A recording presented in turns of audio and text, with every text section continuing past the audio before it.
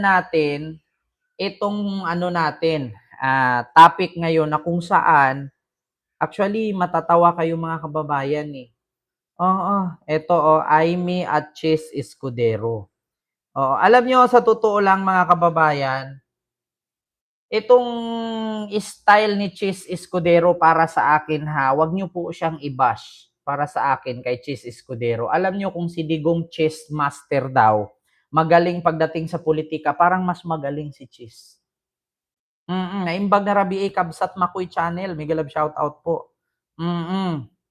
Nako, mga kababayan, magaling si Chis Escudero maglaro, ako nagsabi sa inyo. Sagutang Chis Escudero, no, at Aimee Marcos. Ano kayang nangyari dito? Bakit may mga ganitong pangyayari na may sagutan sila? Diba? Wait lang mga kababayan. Bakit may ganitong pangyayari na hindi nagkasundo? At sabi nga ni Chis Escudero mga kababayan, ay nakita nyo naman po. Ayan nakita nyo po. No, sabi ni Chis Escudero dyan, wag mong gamitin ang Senado sa politika. Kasi napansin na kasi ni Chis Escudero, alam niyo mga kababayan, bago ko i-play itong usapin na to, na sagutan ni Aimee at ni Chis Escudero, si Chis Escudero kasi naiipit. Bakit? Kasi ang daming Pilipino, loading ba ako? Hindi naman, naka-play naman dito. Ang daming Pilipino na kung saan, mga kababayan, nag-aantay nga dyan sa impeachment nga ni Sara Duterte. Oo, napakaraming Pilipino ang atat na atat ng malaman yung patungkol sa impeachment. Oo. Kaya kahit naman ako, 'di ba? Biruin niyo mga kababayan, napakaraming Pilipino ang gustong malaman itong impeachment at gustong mai-proceed. Ngunit sapagkat bagamat di umano ay mas nauna pa itong usaping hearing sa pagka-aresto ni Digong. 'Di ba? So ngayon, pinupuna itong si Chis Escudero. Si Chis Escudero ang naiipit. 'Di ba? Kahit kayo, mga kababayan. 'Di ba? Daming mga Pilipino kasing butante. Sabi ni Lilis Canada Life Vlog. 'Di ba, Ma'am Lilis? Kahit kayo, mga kababayan. 'Di ba? Kahit ako, nakapuna ako kay Chis. Bakit? Pagdating sa impeachment ni Sara, hindi nyo na proceed at sa June pa. Di ba? Pero bakit itong investigasyon sa pagka-aresto ni Digong, meron agad? Di ba, Ma'am Sheila Gomez, silo po. Ma'am Ging Alagos, Miguel Love shoutout. Kabayb, silo po. Di ba kaya, ang nangyari, mga kababayan, umalma ngayon si Chis. Sabi ni Chis, parang ako yung napuputukan. Di ba? Bukas na lang ulit ako mag-send sa iyo ng super. Sige po, Ma'am Ami, Simple Kitchen. Wala pong problema. Salamat po. Ngayon, sabi ni Chis Escudero, parang ako yung napuputukan lagi. Ako yung nasisisi. Di ba? Yes, tulad ngayon, with all the issue, pasok pa din si Bato at top 12. Sabi ni Lilis Canada Life Vlog. Di ba? Siya ang nasisisi. Siya ang napuputukan ng taong bayan na bakit inuna nyo yan na wala namang nakukulong, walang na tawag dito, napapatawa ng parusa sa investigasyon na yan. At kahit anong imbestigan nyo dyan, hindi na makakalaya si Digong. So ngayon, itong si Chis, sumakit ang ulo at pinakontempt nga ni Aimee at ni Bato itong isang panauhin. Di ba? May pinapakontempt. Ngayon, sabi ni Chis Escudero, alam nyo na kapag pabor kay Duterte, hindi nila kinukontempt. Pero pag hindi pabor kay Digong, kinukontempt nila. Ang problema, hindi pumirma itong si Chis. Hindi pumirma si Chis doon sa maipakontempt niya itong anong pangalan nun? Yung kalbo. Hindi niya pinapakontempt. Nagsagutan sila. Ayaw ni SP yung mga partisan. Yes, totoo yan, Sir Andrew Gasita. Diba? So ngayon, nagsagutan sila at ito nga, mga kababayan, yung usapin. Ito na. Nagsagutan sila. So pakinggan natin sa TV Patrol ito.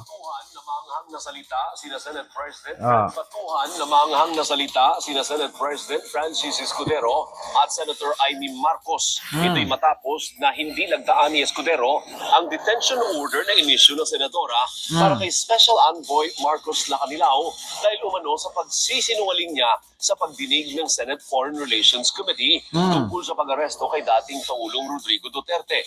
Sa isang social media post, sinabi ni Senator Marcos na bukod sa tinanggihan ni Escudero na pirmahan ang contempt order, ipinag-utos pa niyang pakawalan sila Kanilaw. Ito'y sa kabilaan niya ng paulit-ulit at lantarang pagsisinungaling nila Kanilaw sa komite. Gid pa ni Marcos, mapanganib ito at hindi magandang halimbawa. Buwelta naman ni Escudero, huwag gamitin ni Marcos ang Senado para sa sariling pakinabang. O, di ba? Actually, mga kababayan, kung ako, si Chis Escudero, wala nang saysay na para i-contempt itong si, anong pangalan nito? Si Stanis, anong pangalan nitong lalaki? Na, na pinapakontempt nila. Kung ako, sa totoo lang, hindi ko na ipakontempt to. Bakit? Publicity lang ang hearing na yan. Kaya nga, di ba? Si Lacanilaw. O, Lacanislaw ba ang pangalan? O, kung ako, hindi ko to ipakontempt. Bakit? Nakulong na si Digong eh. At higit sa lahat, mismo yung abogado na pumunta doon, na sa side ni Digong na abogado, sabi niya, ang akala namin sa Pilipinas po ito final. Isa, Netherlands pala final, itong kaso ni Digong. Sa Netherlands, sa ICC mismo.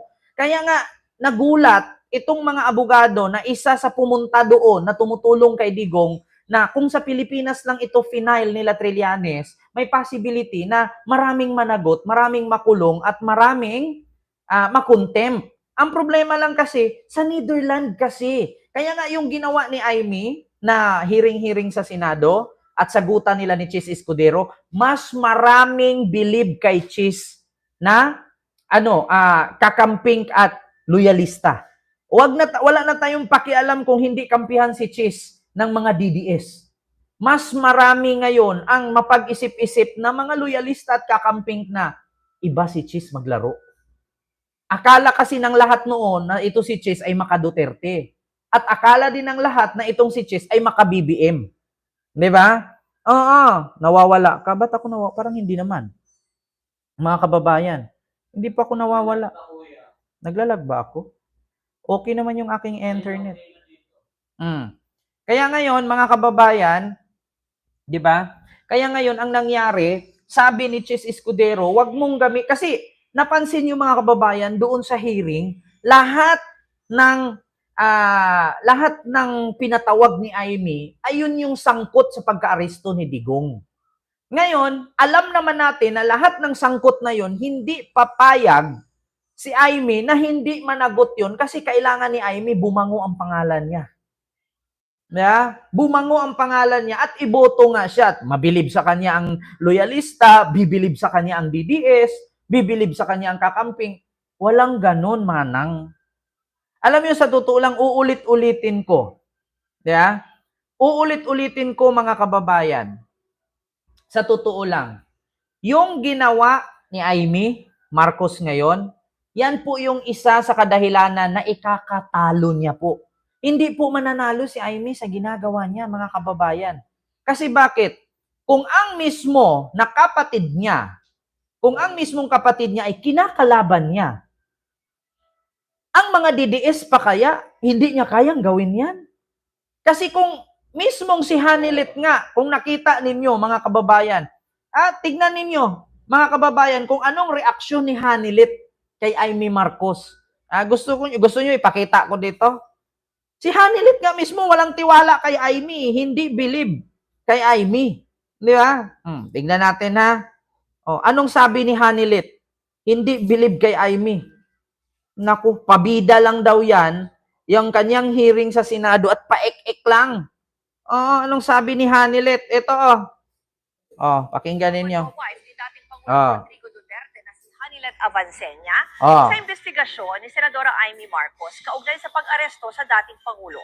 Sinabi niya yan kasabay ng isang buwang pagkakadete ni Duterte sa ICC Detention Center sa The Hague. At live mula sa The Hague, Netherlands, sa frontline ng balitang yan, Simon Gualvez. Mon, pakibigyan nga kami ng update tungkol sa mga naging pahayag dyan ni Hanilet mula dyan sa The Hague. Ruth, magkahalong tuwa at lungkot ang nararamdaman ngayon ng common law wife ni dating Pangulong Rodrigo Duterte na si Hanilet Avancenia at anak nito na si Veronica Kitty Duterte. Ngunit kasi sa birthday ni Kitty kahapon, isang buwan na nga rin mula nang arestuhin at dalhin dito sa The Hague ang dating Pangulo.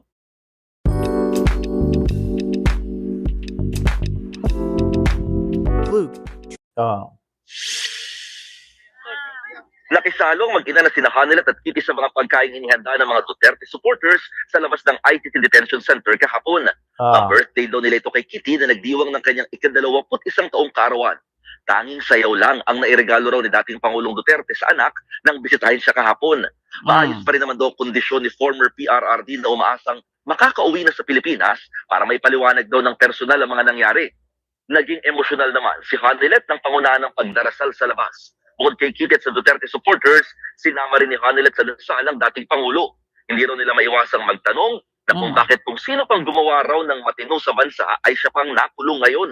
Kasunod dito, hindi na raw umaasa si Hanilet na may mapapala sila sa ginagawang investigasyon sa Senado sa pangunguna ni Senadora Amy Marcos.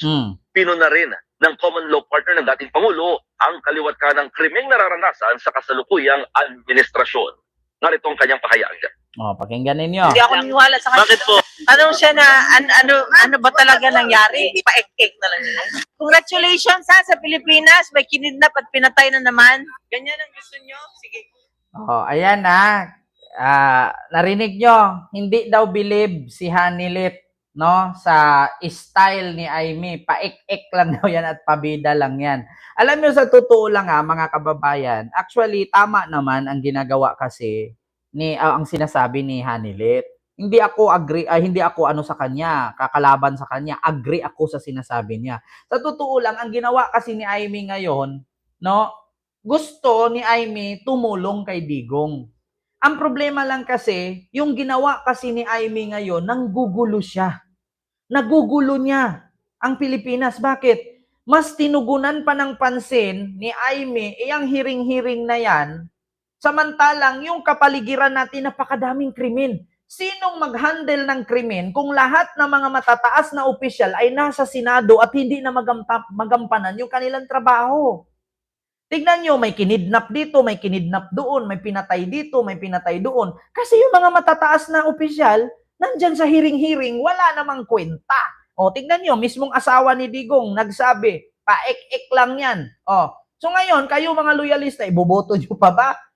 Syempre, naririnig yan ng mga DDS. Kahit ako, kakampihan ko si Hanilet. Sasabihin ko, tama naman talaga. Diba, tignan nyo, sa tingin ninyo, si Sara Duterte nga, sabi ni Sara, yung pahiring-hiring ni Amy na yan, kaplastikan lang yan, alangan naman. Doon na tayo, oy ma'am, sino yung nagpalipad sa akin?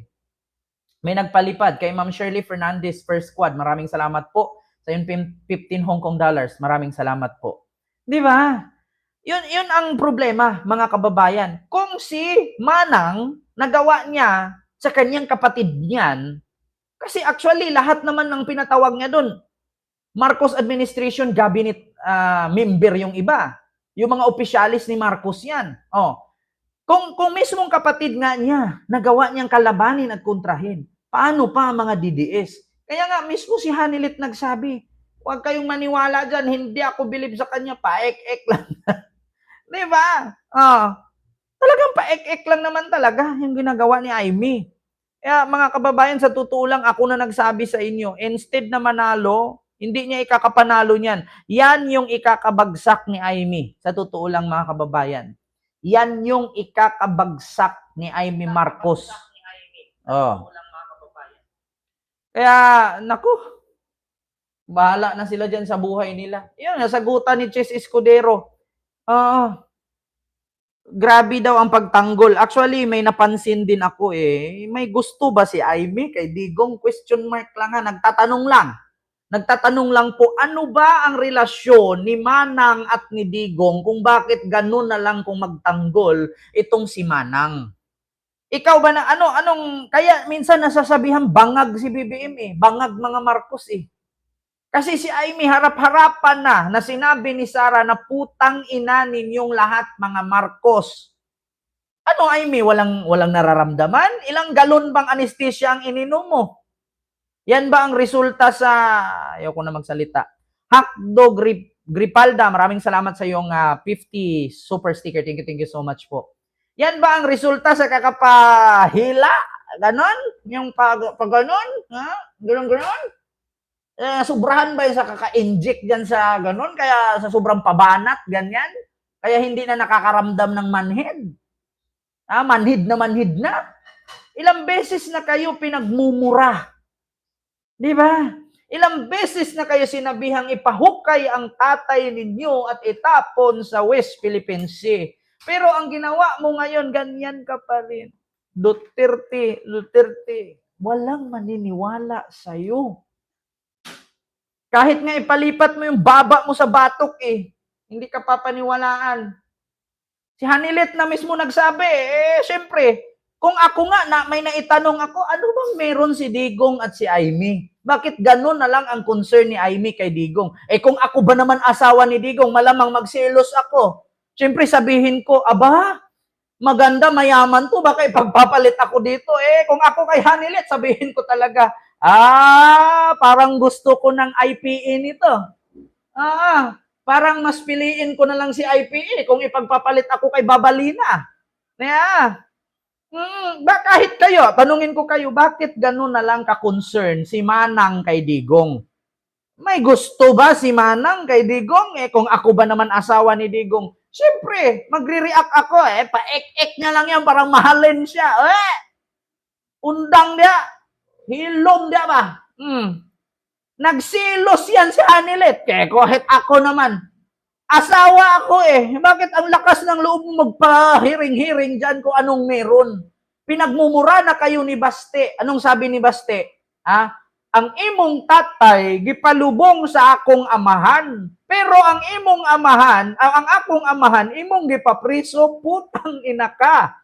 Sa madaling salita, ang tatay mo, pinalibing ng tatay ko, pero yung tatay ko, pinakulong mo, putang ina ka. Tapos sasabihin ni Aimee ngayon, sinong nagpa-aresto? Sinong nagpaganon? Di syempre, so kung ikaw Marcos, anong reaksyon mo? Si Sandro nga, ura-urada, number 1, pirma agad ng impeachment ni Sara kasi narinig niya na ang lolo niya, ipapahukay daw at itapon sa West Philippine Sea. Kaya number 1 siya pumirma sa impeachment sa Congress. Tapos si Aimee ang gagawa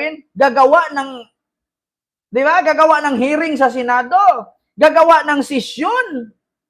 Dahil napakulong ang nagsabi na putang ina't bangag ang kapatid ko. Sinong kaplastikan na kasi yan? Wala nang maniniwala. Pag ganyan, wag po kayo mag-skip. May ads po, mga kababayan. Walang maniniwala sa ganyan. Hindi nyo ba naisip yon, mga kababayans? Wala nang maniniwala sa ganyang pangyayari. Diyos ko. Sinabihan na kayo ng putang ina ninyo, ipahukay ang tatay nyo, itapon sa West Philippine Sea. Tapos pinagmumura kahit sinabihan kayong bangag, sinabihan kayong kawatan, adik. Tapos magpapasisyon-sisyon ka pa. Ay, Ma'am Mary Ichikawa, maraming salamat po sa yung super sticker. Thank you so much po. Di ba? Tapos palpak pa. Kaya nga minsan, sinasabihan ni Hanilet na paek-ek. Di ba? Yun lang mga kababayan. Yung ating issue dyan patungkol kay Chis Escudero at kay Aimee na nagsagutan. Kasi napansin na kasi ni Chis Escudero na parang kakaiba man to. Ito, Namanghang na salita sina Senate President Francis Escudero at Senator Aimee Marcos. Ito'y matapos na hindi lagdaan ni Escudero ang detention order na inisyu ng senadora para kay Special Envoy Marcos Lacanilao dahil umano sa pagsisinungaling niya sa pagdinig ng Senate Foreign Relations Committee tungkol sa pag-aresto kay dating Pangulong Rodrigo Duterte. Sa isang social media post, sinabi ni Senator Marcos na bukod sa tinanggihan ni Escudero na pirmahan ang contempt order, ipinag-utos pa niyang pakawalan sila Lacanilao. Ito'y sa kabilaan niya ng paulit-ulit at lantarang pagsisinungaling ni Lacanilao sa komite. Git pa ni Marcos, mapanganib ito at hindi magandang halimbawa. Buwelta naman ni Escudero, huwag gamitin ni Marcos ang Senado para sa sariling pakinabang. Ang hindi magandang halimbawa niya ang paglabag sa mga patakaran ng Senado para sa personal na motibo. Dagdag pa ni Escudero, hindi dumaan sa tamang proseso ang contempt order para kay Lacanilao. Hindi lang din anya ministerial ang silbi ng lagda ng Senate President dahil sanggalang din ito para masiguro ang due process. Nagdesisyon din anya siyang ipag-utos na palayain sila Lacanilao, dahil sa humanitarian consideration. Nakatakdang ihatid sa huling hantungan ang kanyang lolo, lalo't ngayong Biyernes. Sa kabila nito, nag-issue si Escudero ng show cause order para hinga ng paliwanag sila Canilao kung bakit hindi siya dapat na-cite in contempt or mas-cite in contempt, gaya ng hinihiling ni Senator Marcos. Di ba? Kita nyo naman, mga kababayan, narinig nyo naman yung sinasabi sa balita. Oh, sabi ni Chis Escudero, wag mong gamitin yung Senado sa sarili mong interes or sa politika. Bakit? Ang dapat dyan sa Senado, yung dapat managot dyan, yung mga totoo talaga, katulad kay Kibuloy, kay Alice Go. At kahit mag-hearing kayo dyan, sabi ko nga sa inyo, kahit mag-hearing kayo dyan araw-araw hanggang sa matapos yung termino ninyo bilang senador, magsayang lang kayo ng pera, hindi na makakalaya si Digong. Kasi unat sa poll, ang kaso, ang kaso na final sa Netherlands, hindi po final sa Pilipinas. Mga bobo ba kayo? Sa Pilipinas ba final? Sa Netherlands po. Diyos ko. So dito tayo mga kababayan sunod. Sa sunod nating